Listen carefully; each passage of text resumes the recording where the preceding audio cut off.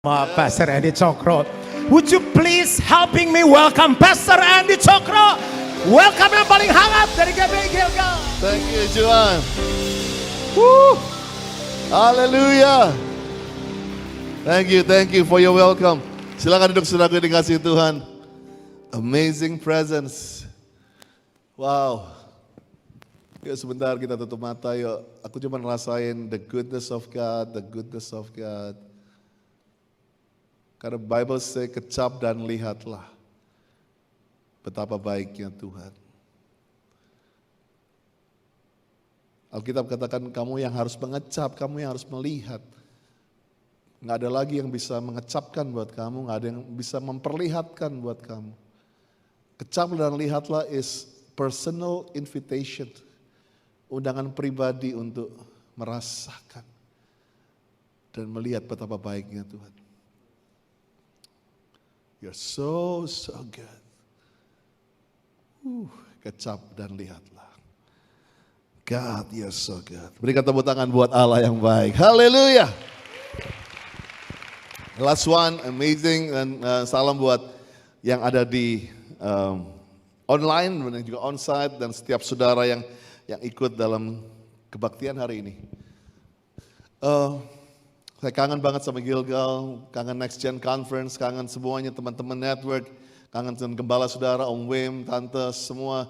And I'm so excited hari ini boleh kembali untuk bicara series sepanjang bulan ini. Rumah besar kita Gilgal sedang belajar mengenai satu kata yang dasar dan basic, yaitu iman. Semua bilang iman.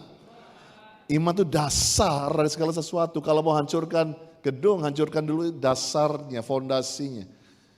Dan banyak dalam masa-masa pandemik ini orang-orang kehilangan dasar. Atau dasarnya salah.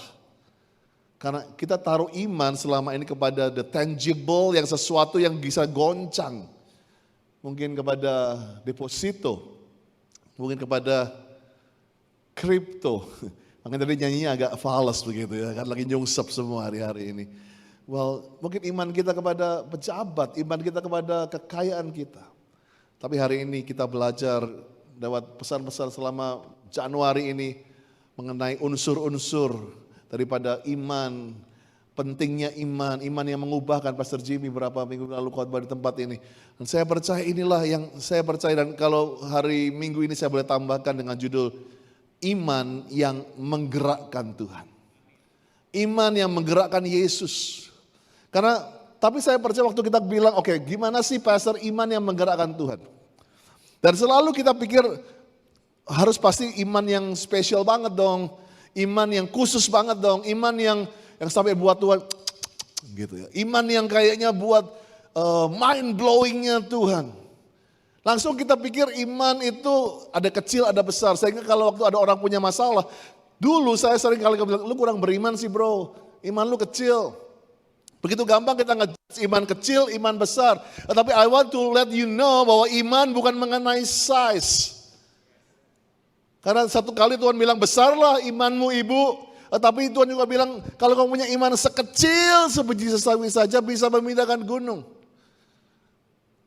Tapi saya percaya kalau buat ban aja ada all terrain wheel ataupun all terrain tire atau ban yang segala macam jenis daratan bisa. Dan saya percaya kita harus punya all terrain, all season faith. Punya musim untuk segala waktu, segala macam daratan. Dan saya percaya sehari ini setelah waktu iman yang menggerakkan Tuhan adalah iman yang tepat dalam situasi yang tepat. Di dalam orang yang tepat. Saya ngalamin dalam masa-masa pandemik seperti ini. Waktu saya rasa iman saya sempat diizinkan kecil. Yang gak bisa lagi planning mau gereja mau ngapain. Ada saudara GC South tiba-tiba Tuhan kasih kepercayaan. Di tengah iman saya kecil. Tuhan kasih kesempatan saya untuk melahirkan cabang baru di Bekasi. Growth Center Bekasi terlahir 6 bulan lalu. Dan hampir 350 anak-anak muda berbakti di sana. Dan Tuhan lawat mereka. Dan bahkan di tengah-tengah iman saya kecil. Tuhan izinkan GC Jakarta Selatan.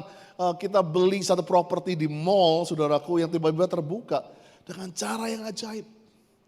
Terus saya percaya jangan pernah meremehkan apa yang ada di tanganmu, iman kecil, iman besar, apapun. Tetapi kalau engkau tahu iman yang kecil di tempat yang tepat, di situasi yang tepat, dan di hati yang tepat, itu besar kuasanya. Itu bisa mengubahkan apa saja yang engkau mau. Dan orang bilang gak pakai masker di tengah-tengah kerumunan orang, apakah itu iman besar atau nekat? Tipis. Apakah pakai double masker, triple masker di tengah semua orang dan menjadi gak mau keluar rumah, apakah itu iman kecil atau iman paranoid? Seringkali kita gampang ngejudge. Tapi hari ini, kata faith itu diambil dari kata emunah atau support yang mendukung. Faith dalam bahasa Inggris dikatakan keadaan mental dalam mengetahui bahwa seseorang ada sesuatu yang eksis akan bertindak sesuatu dalam hidupmu. Itulah pengetahuan orang luar. Apa sih iman itu?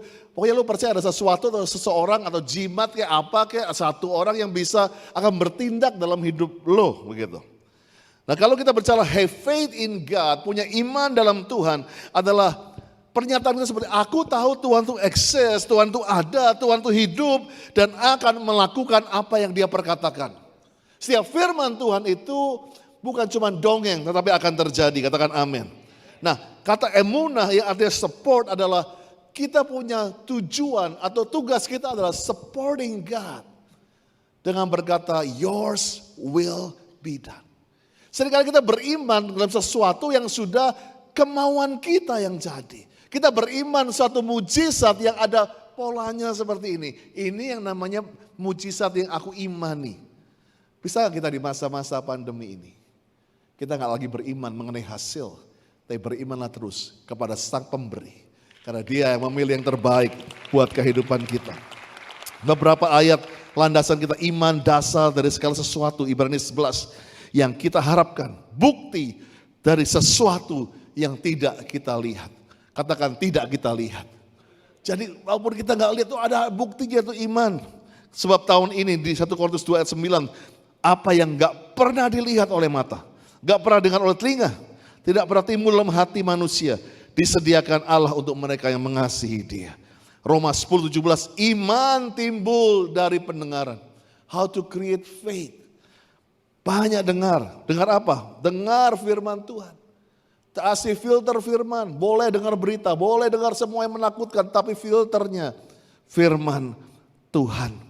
Seperti saya kata tadi mengenai size. Karena kamu kurang percaya, aku berkata kepadamu, Matius 17, sesungguhnya segera kamu punya iman sebesar sebiji sesawi.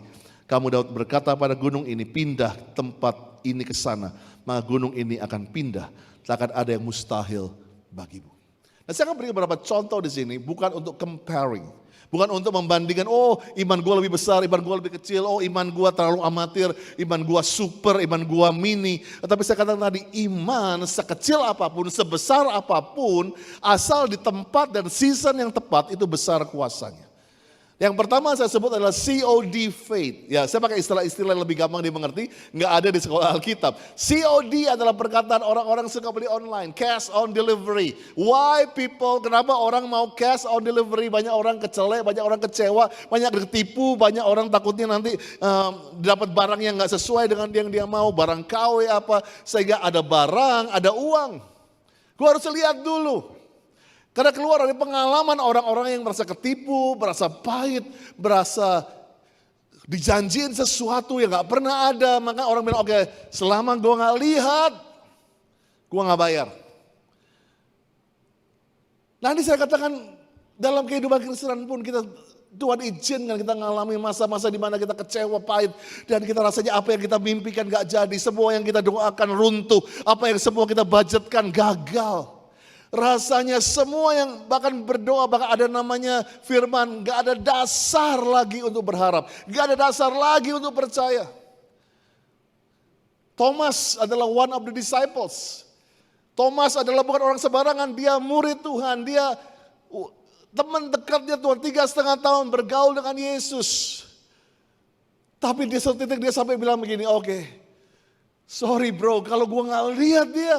Kalau gue gak taruh tangan gue di tangan yang berlubang itu gak masukkan di lambungnya yang berlubang itu, maka gue gak percaya.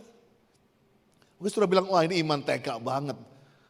But you know, sometimes dalam masa-masa yang kau sedang menghadapi, gue mau percaya, but I need to see you God. Bukan kurang ajar, tetapi seperti dari hatimu kau bilang, Tuhan aku mau percaya, but I need to see you. I need to see, at least dengar suara Tuhan.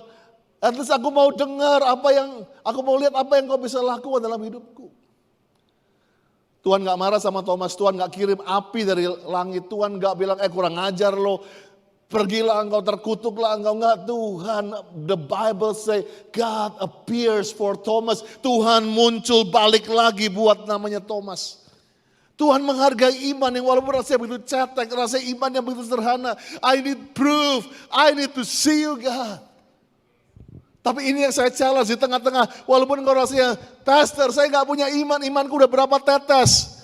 Bisa gak engkau punya keberanian bilang, I want to see you Jesus. I want to see you Jesus. Seperti Musa yang bilang, walaupun dia dapat janji semua di gunung itu. Kalau engkau gak berjalan dengan aku, show me your glory God. Kalau engkau gak berjalan bersama aku tidak mau melangkah keluar. Punyakah kita punya hari-hari ini? Kita bisa mendesak Tuhan.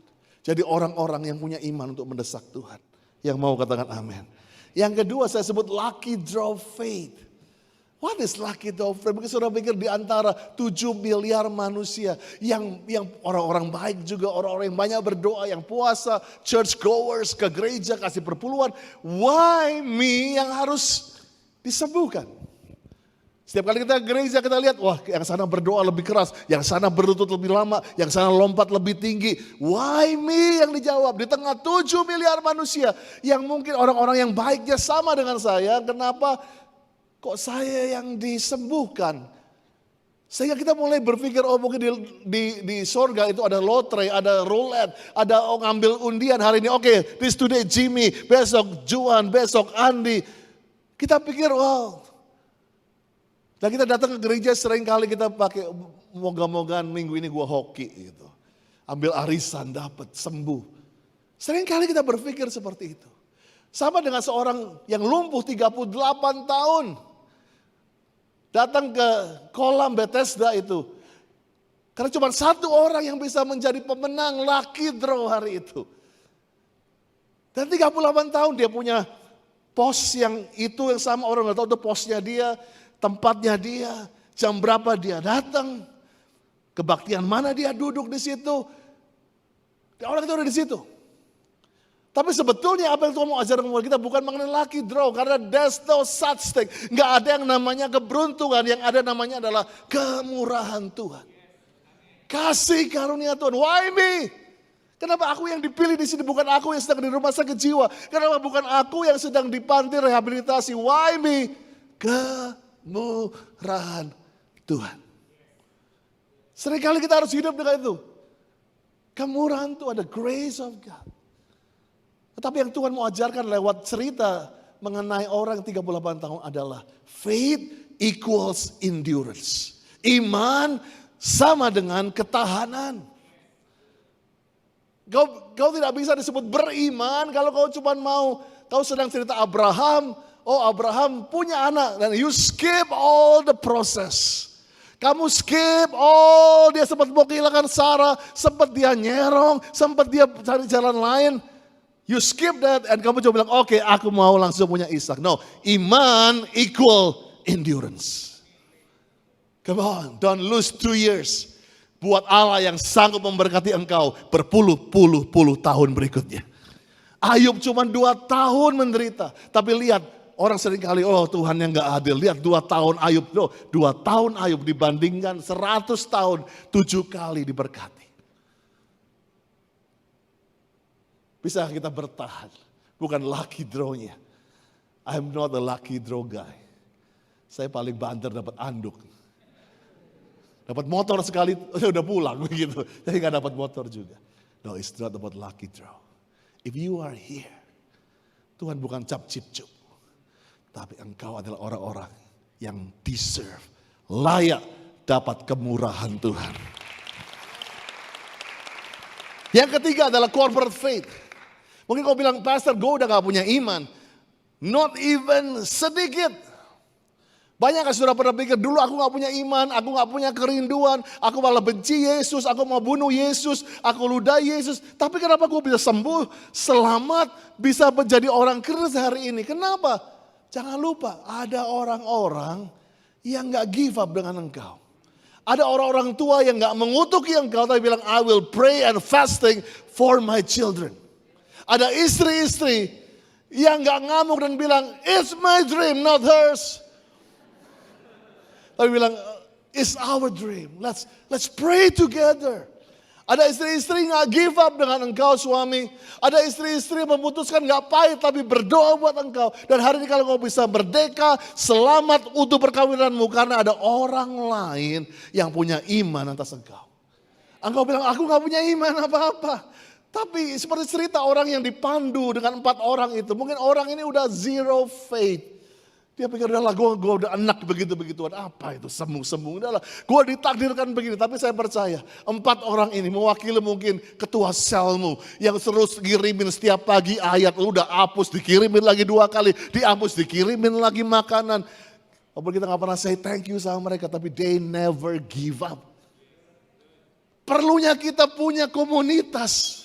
Seringkali kita nol imannya, tapi ada orang-orang yang give up dengan engkau.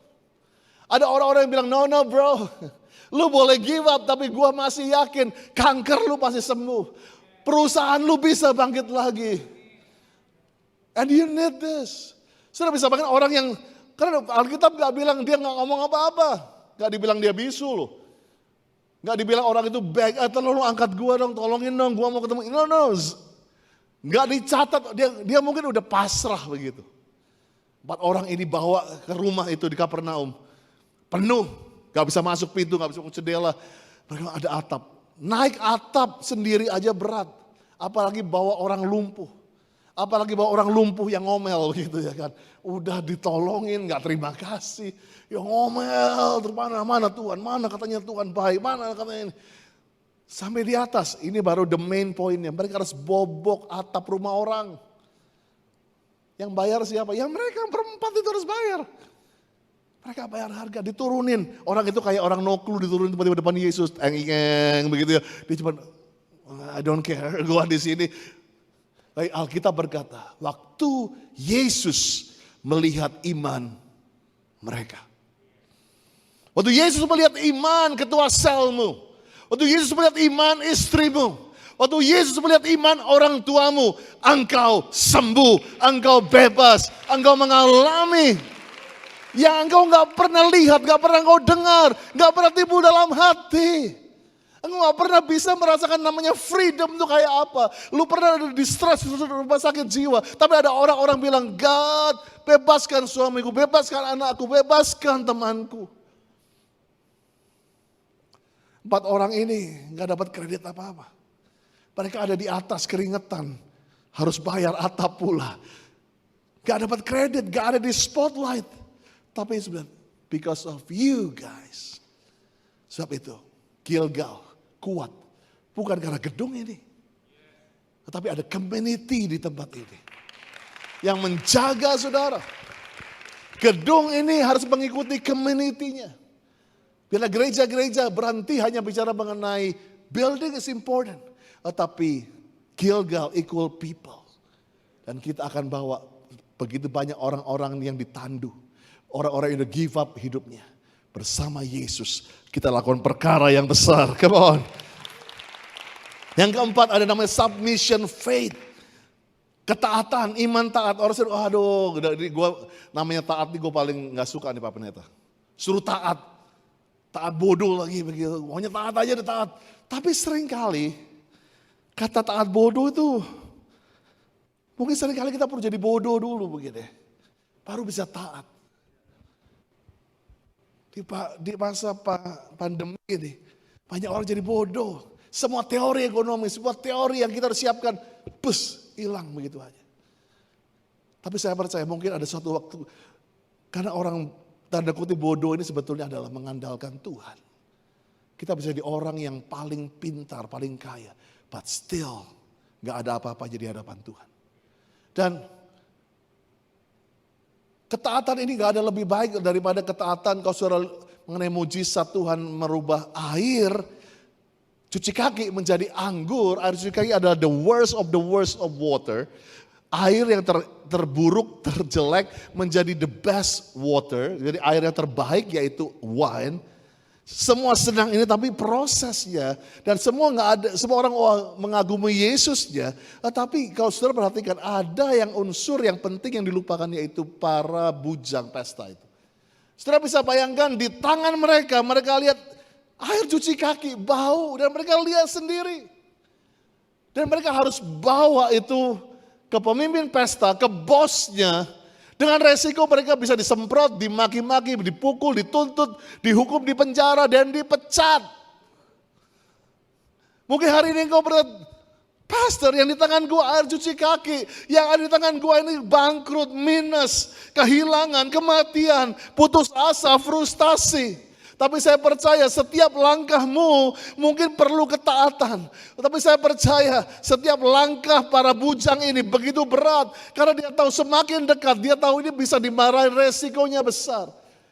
Tapi ketaatan itu begitu mudah. Kalau kamu fokus kepada Yesus. Sangka, I will follow Jesus. I will follow Jesus. I will follow Jesus. I will follow Jesus. Dia coba taat sama Yesus. Sampai di depan pemimpin pesta.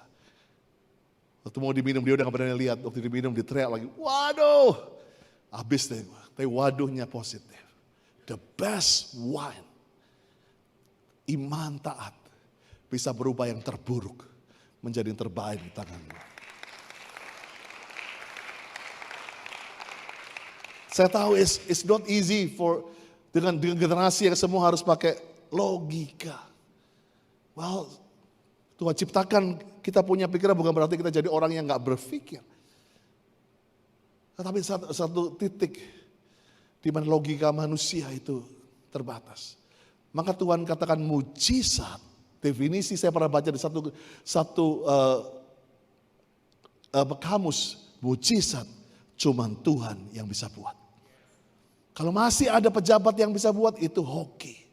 Kalau ada dokter yang masih bisa sembuhkan, itu lumrah. Tapi aku semua angkat tangan, engkau bisa sembuh, berdeka. Itu namanya mujizat.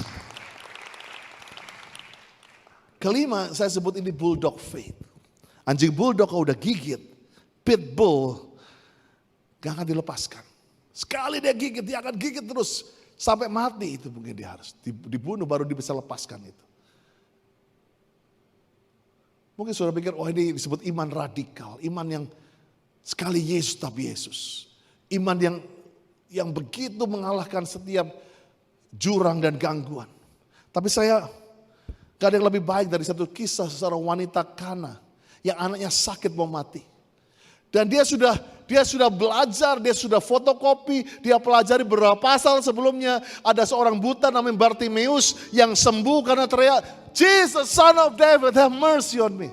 Yesus Daud kasihanilah aku. Dia udah tahu cara teriaknya, cara gaya badan de Bartimeus sudah pelajari. And the Bible said dia lakukan hal yang sama. Dia teriak, Yesus Daud kasihanilah aku. Yesus Daud kasihanilah aku. Yesus Daud kasihanilah aku. Apa yang terjadi? Dikatakan Yesus diam. Tidak menggubris. Pelajaran yang penting, iman kita gak bisa di-copy paste ke orang lain. Proses buat Juan, proses buat Jimmy. Gak bisa kita copy paste buat kita. Setiap kita harus punya encounter with Jesus untuk membentuk iman kita. Dia coba pakai gaya Bartimeus untuk sembuh. Kata Yesus diam. Gak dikasih jawaban. Para murid bilang, Guru suruhlah dia pergi, dia mengganggu. Suaranya begitu keras, dia gak kendorin doanya. Dia gak kendorin puasanya. Dia gak kendorin service online, onsite, apapun dia makan. Doa apapun, Instagram doa apapun dia ikut. Akhirnya Tuhan bilang sama dia, aku datang buat orang Israel. Dia orang Kana. Artinya apa? Bilang, lu gak layak, sama aja lu gak layak. Jadi bilang, saya sorry, lu gak pantas dapat ini. Beberapa kita sedang menghadapi masa rasa seperti anak tirinya Tuhan. Seperti Tuhan gak adil, Tuhan gak fair, Tuhan gak sayang sama saya. Udah rasanya setiap doa kayak Tuhan diam, gak ada jawaban, gak ada clue. Tuhan gak kasih tanda smiley kayak, Tuhan gak kasih tanda jempol kayak. No, Tuhan cuman diam. Bahkan Tuhan bilang, lo gak layak. Seperti rasanya ini kita dengar, oh kamu gak layak, memang kamu ditakdirkan untuk menderita. Udah kutuk Yesus, keluar dari gereja, ikut paranormal saja. Tapi firman Tuhan berkata, waktu dia mendengar dia gak layak, dia bukan pahit dan pergi dan maki-maki Yesus. Dia makin mendekat dan menyembah dia. I love this. Ini iman yang saya bilang bulldog, oke dia dicuekin, dibilang lu gak layak. But he grow closer. Dia datang kepada Tuhan dan dia menyembah dia. Mungkin udah begitu dekat di kakinya Yesus. Dia bilang, Lord I worship you. I worship you. Dia kira dia akan sembuh, anaknya akan sembuh. Tapi tiba-tiba Tuhan bilangin sama dia. Mulai dari situ, bilangin sama dia bahwa gak layak kasih makan anjing dari meja. Makanan meja itu. Sama aja dia bilang gua anjing. Tapi disitu dia bilang, respon dia pertama bukannya kurang ajar. Gua udah setia, gua udah ke gereja, gua udah apa. Dia bilang, ya Tuhan. Wow. Ya Tuhan, I agree with you. Mungkin aku jadi underdog. I become a dog. Tapi anjing pun bisa makan remah-remah dari meja Tuhannya. Di situ Tuhan cuma bilang, besar imanmu. Besar imanmu. Dan yang terakhir adalah, saya bilang it's one of the perfect faith. Atau shocking faith. Karena Yesus sendiri kagum. Bahkan di ayat ini dikatakan, aku gak pernah menemukan iman seperti ini di antara banyak manusia. Jadi Yesus saja dibuat amazed dengan iman ini. Saya harapkan semua jemaat kita, Johan, bisa punya iman ini. In the perfect world tentunya. Karena apa? Waktu perwira ini orang sekuler loh. Bukan orang di bait Allah loh. Bukan orang yang dekat dengan mimbar, bukan dekat dengan mesbah. Tapi dia, waktu bujangnya sakit, Tuhan udah siap-siap mau datang. Tuhan siap-siap mau bawa timnya mendoakan. Bilang, no, you don't need. Speak it. Aku akan sembuh. Dia akan sembuh. That's it. Kalau saya datang Tuhan, thank you. Dan dia pulang. Dan sembuh lah. Well, kembali saya katakan ini bukan mengenai comparing faith. Tapi coba tadi Bang ingatkan. Jangan anggap remeh orang-orang yang ada di marketplace. Perwira ini orang yang bukan orang yang terkenal dengan worshipnya, bukan terkenal dengan ada pengkhotbah di atas mimbar, tetapi dia punya iman yang the best, yang Tuhan bilang, gua terpesona sama iman lu. Kamu CEO dengan pengurapan iman yang perfect. Kamu seorang CFO yang bisa buat terkagum-kagum dengan imanmu. So welcome to the journey of faith. Bukan gede-gedean, bukan comparing faith. Tapi iman yang tepat, di waktu yang tepat, di orang yang tepat, dengan hasil yang dahsyat. Ya bangkit berdiri sama-sama. I love Abraham. Abraham disebut bapak orang beriman karena kata iman bagi Abraham adalah I-nya, dia intim dulu. Intimacy sebagai sahabat Tuhan. M-nya, dia dewasa. Kehilangan, diminta apa yang diberi, diminta lagi. That's okay. Itu iman, iman itu bukan memiliki, tapi iman yang mau memberi juga.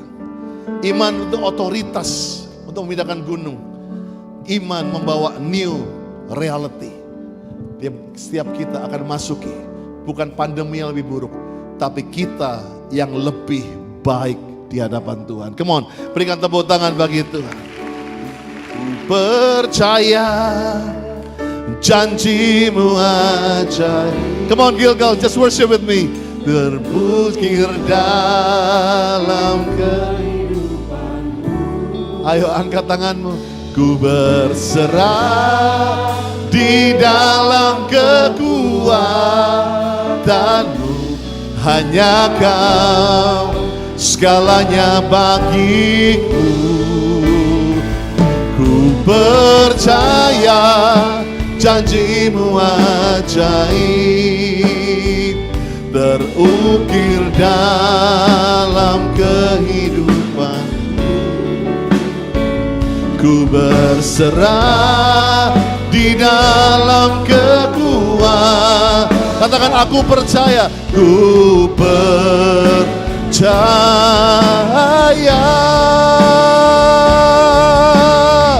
Come on, Gilgal.